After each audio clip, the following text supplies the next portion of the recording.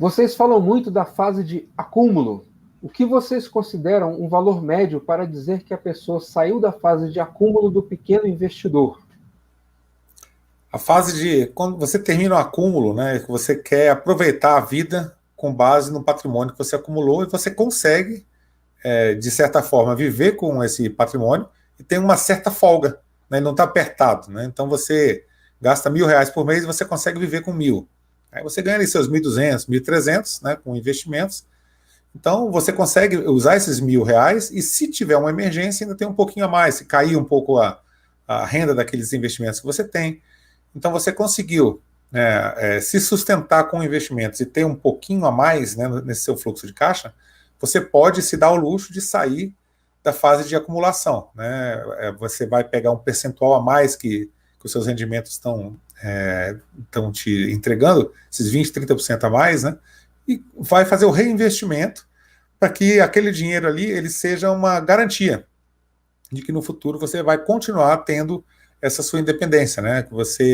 Que outros fatores externos não vão fazer com que você volte a trabalhar.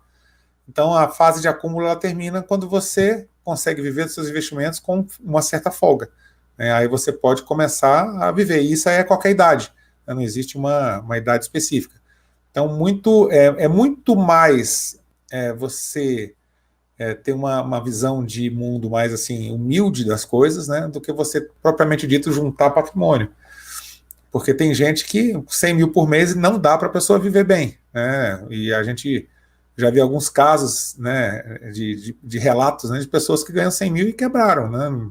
Não tem mais nada hoje. E tem outras pessoas com 2, 3 mil reais por mês, R$ 1.000 por mês, a pessoa consegue levar a vida tranquilo, né, ainda consegue juntar um dinheirinho, porque a pessoa mora sozinha, mora em casa, não paga aluguel, né, as compras são baratinhas, não tem muita coisa para fazer com dinheiro e consegue viver com pouco.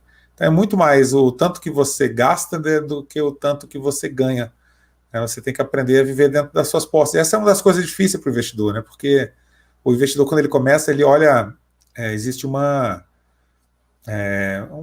forma que a pessoa que está entrando na bolsa fala assim, eu vou ficar milionário, né? Então a primeira coisa que eu vou fazer é comprar um helicóptero, né? Eu vou andar de jato, eu vou comprar uma super mansão. Aí você olha lá o Warren Buffett, né? O cara tem 95 anos, mora na mesma casa e tem um carrinho velho há 10 anos, né? Você fala, pô, esse cara é maluco, né? Mas a visão seria mais ou menos essa. O que ele vai fazer com esse tanto de dinheiro? Cara, metade ele vai doar. Ele vai doar para instituições de caridade e tudo. O outra metade fica para a família dele e tal. Por que ele trabalhou tanto a vida inteira e economizou tanto? E por que ele fez isso? Ele gosta. A coisa que faz ele satisfeito é levantar de manhã cedinho, ir lá ver sobre investimentos, conversar sobre investimentos, né, fazer investimentos. É a coisa que ele escolheu para a vida dele. Né? Então, para muita gente isso não tem lógica.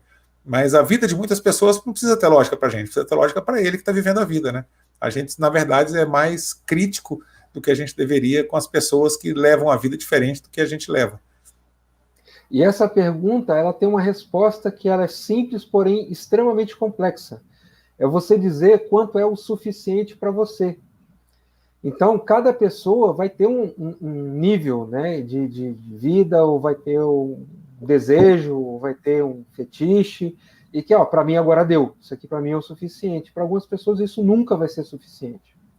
E aí, uma coisa que, às vezes, o investidor comum, né, o pequeno investidor, fala assim, eu quero juntar R$1 milhão. O cara que tem R$1 milhão, ele é milionário, né?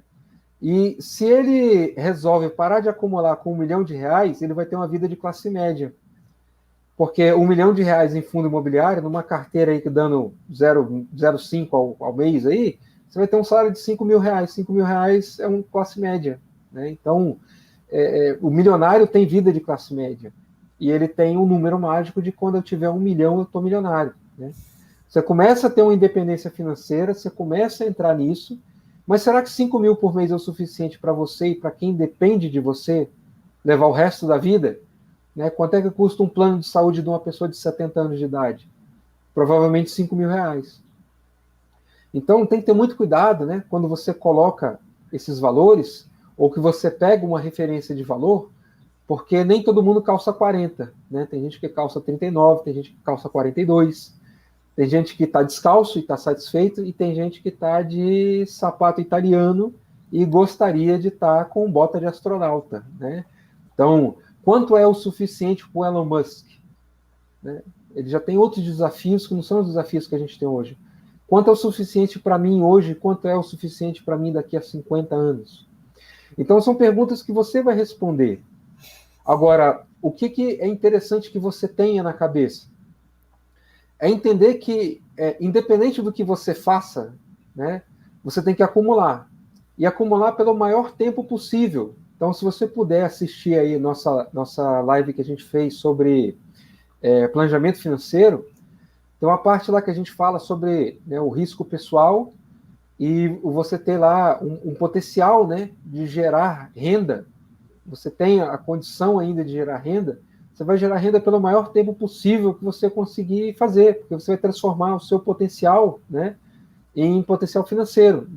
Você vai transformar a sua capacidade de gerar renda em dinheiro e acumular isso de alguma maneira, né? Para que quando você não tenha mais essa capacidade, você possa continuar fazendo com que o seu patrimônio te dê a condição de continuar vivendo. E vivendo nas condições que você gostaria de viver, e não da que o seu patrimônio permite que você viva. Existe uma diferença, né? Então, se eu quero ter determinado patamar, eu tenho que chegar nele. Ao contrário, se você escolhe parar em determinado patamar, esse patamar vai ditar quanto você pode gastar. Então, é uma coisa que é muito pessoal, né? Responder quanto é o suficiente. E é uma reflexão que você vai fazer hoje, amanhã e sempre. Porque em determinado momento você vai perguntar, poxa, eu trabalhei, economizei, eu me especializei para hoje ter uma vida assim? É isso que eu quero? Tudo bem. Não, eu quero mais. Volta a trabalhar. E está tudo bem, né? Então, não é uma coisa que ela tem uma tabelinha no Excel que vai cuspir um valor para você, não. É muito subjetivo isso. E ela depende de pessoa para pessoa.